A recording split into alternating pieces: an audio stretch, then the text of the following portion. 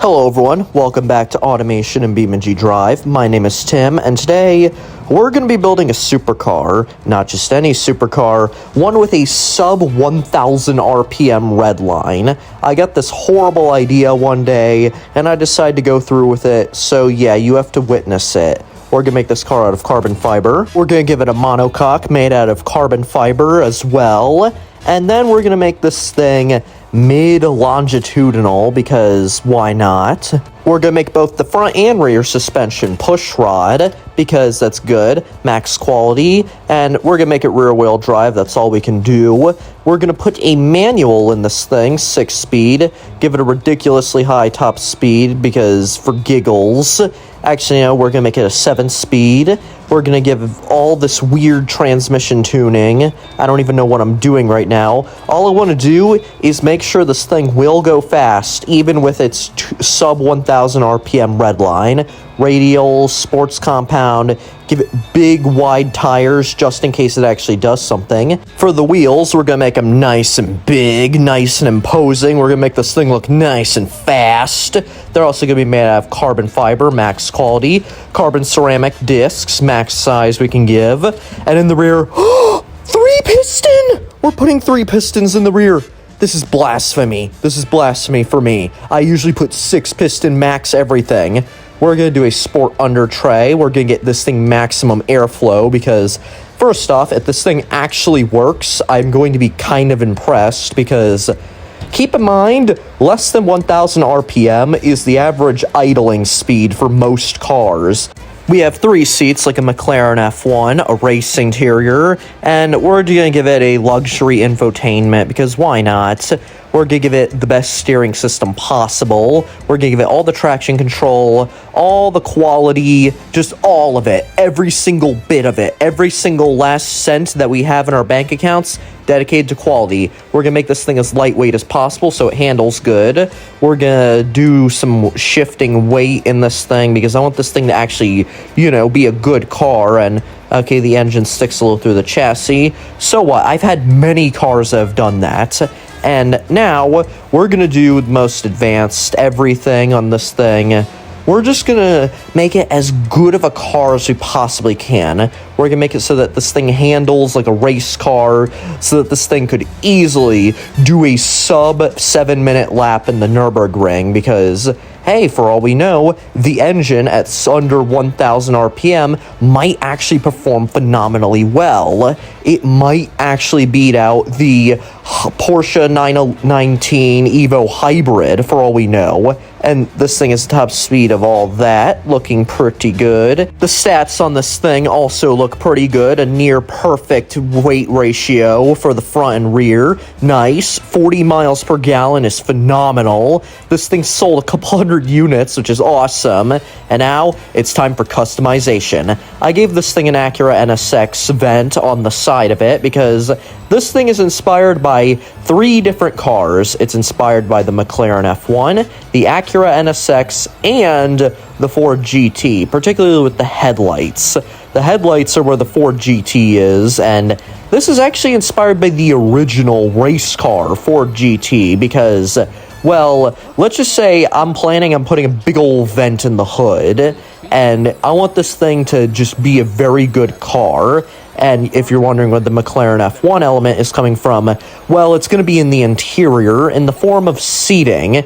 Yes, I'm putting 3 seats in this thing because, come on, if that car is praised by so many people as the best car ever made, well, why don't we do that? We want this thing to be as good. We're taking 3 phenomenal, beloved cars and mixing them into one. That's what we're doing right now.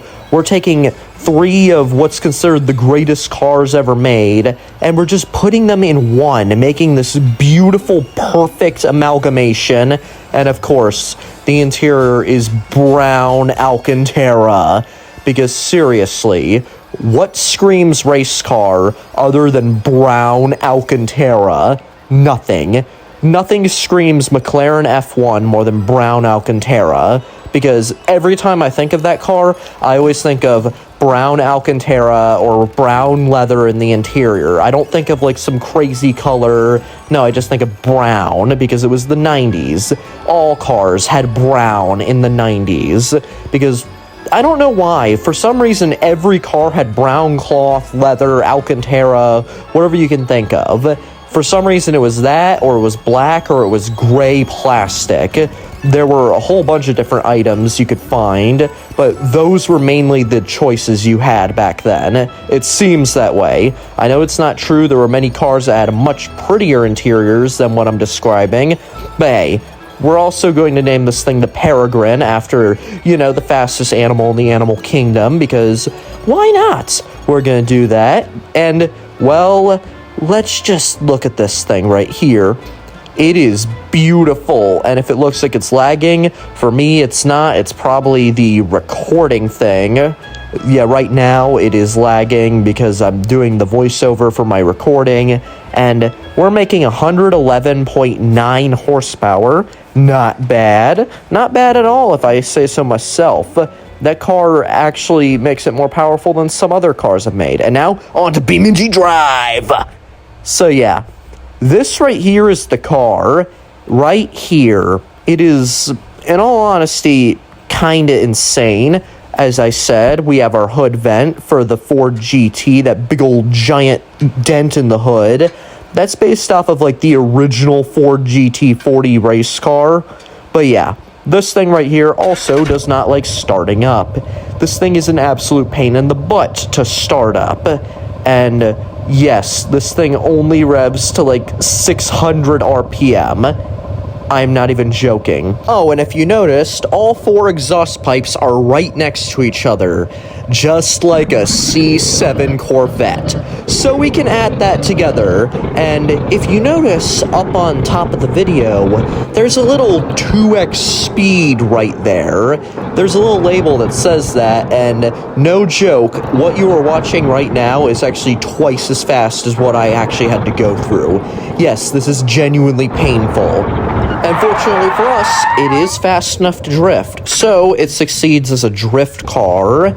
And yeah, this car actually genuinely sucks.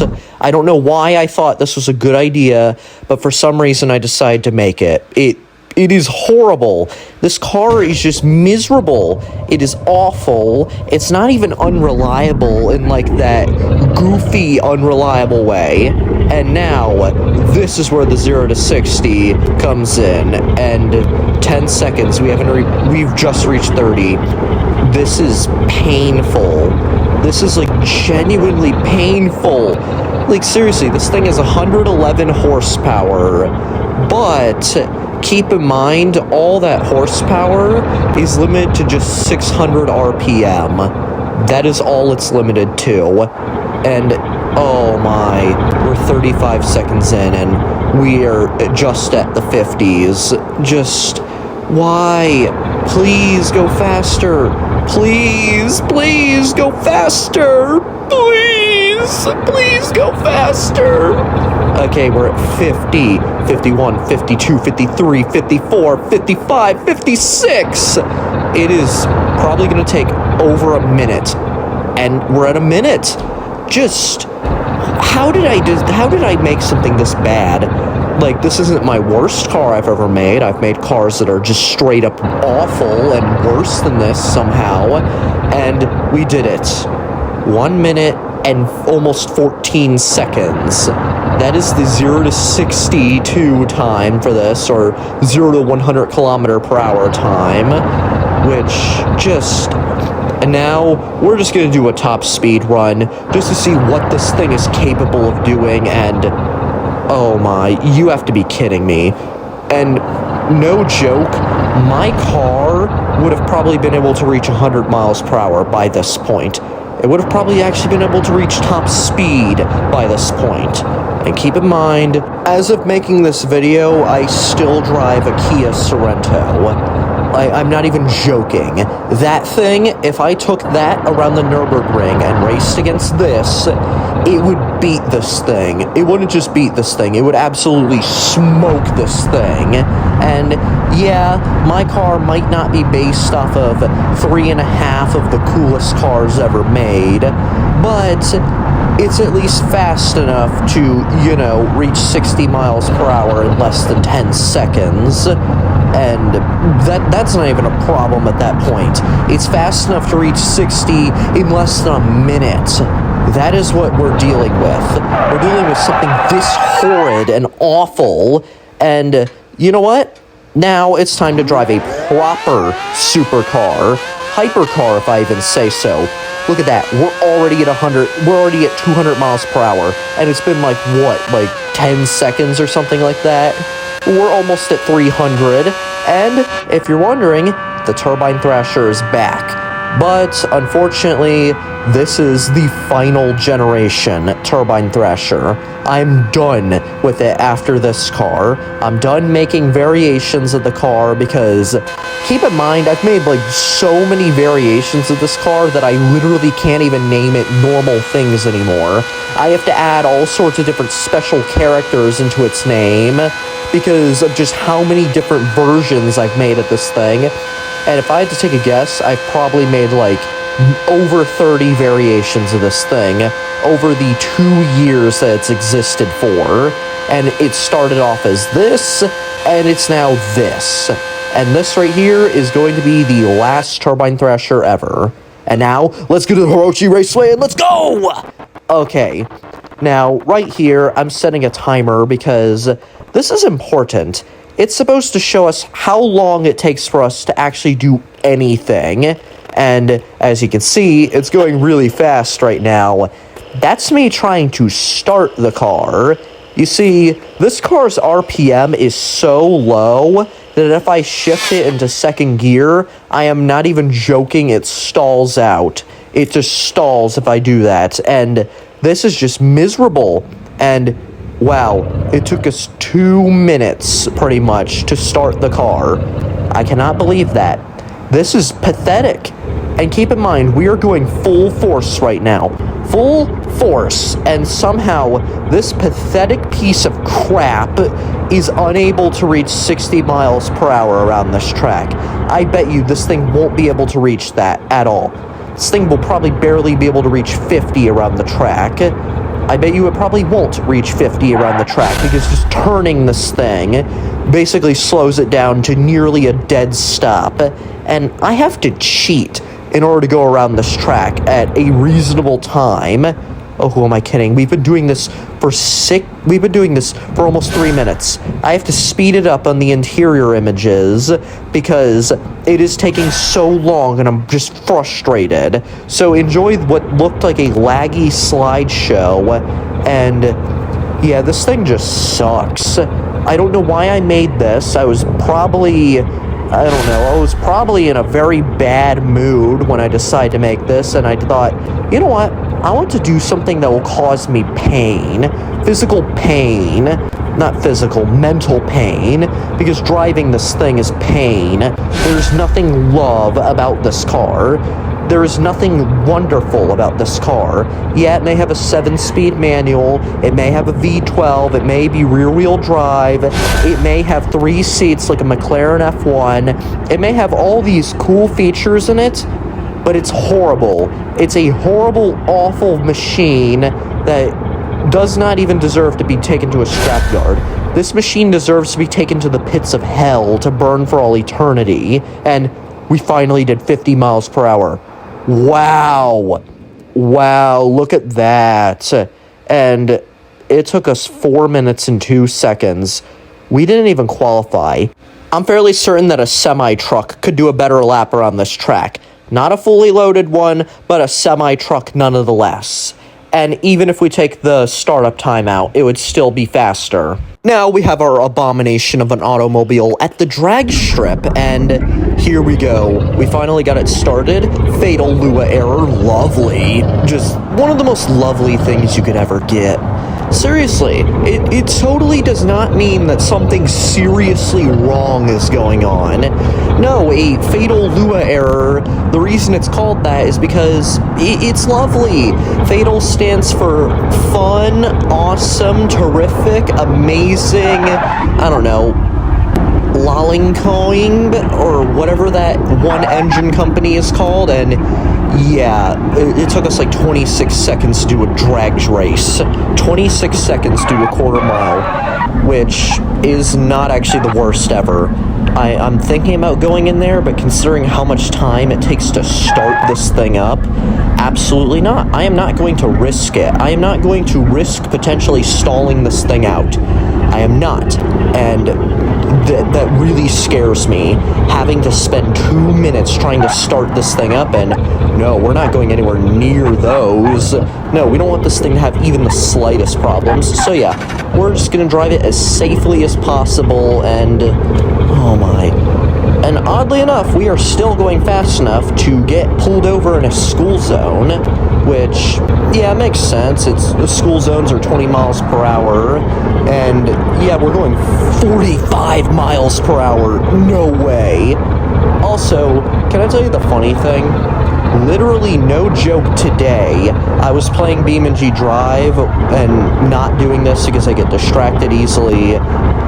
Okay, that was a cool little stunt we did getting out of there, but back to the story. I was playing BeamNG Drive today because I was distracted, and one thing I did, I took the Turbine Thrasher wagon, which this thing has the same engine from, just, you know, a terrible version of. This thing is the 600 RPM version. That one is the glorious 12,000 RPM version. And that thing, I literally drove through those tunnels at like 200 miles per hour, feeling like the bravest man on earth. It was glorious. It was wonderful. It was fantastic doing such a thing, and oh my, that water, like, water usually scares me because, you know, it hydrolocks engines and all that.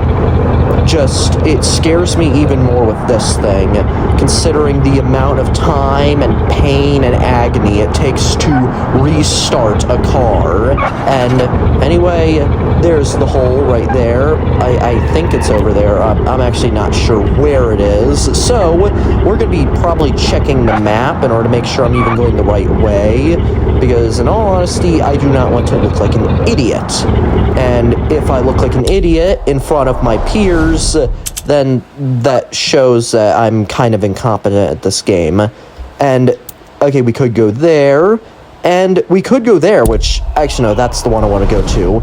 Okay, change of plans. We're turning around. Whatever you do, do not stall the car out. If you stall the car out, I am quitting, and I'm just posting the video as is. I do not want to deal with this car ever again. This car was built for the garbage. That's what it was built for. It was not built to be in someone's garage as a cherished automobile. It was built to suffer. It was built to be a miserable piece of trash. Anyway, let's go. Bye! Nah, just kidding. This is the real ending. We're keeping true to tradition, and what a lovely legend. Oh, my! Okay, I might have lied. I actually have one little sneak peek preview of the Alrilma update. This thing right here is a supercharged version of the K66 GT. I call it the K66 GTS. The S standing for supercharged, and it sounds brutal. And keep in mind, this thing is still within K car regulations. And, well, let's just watch it go.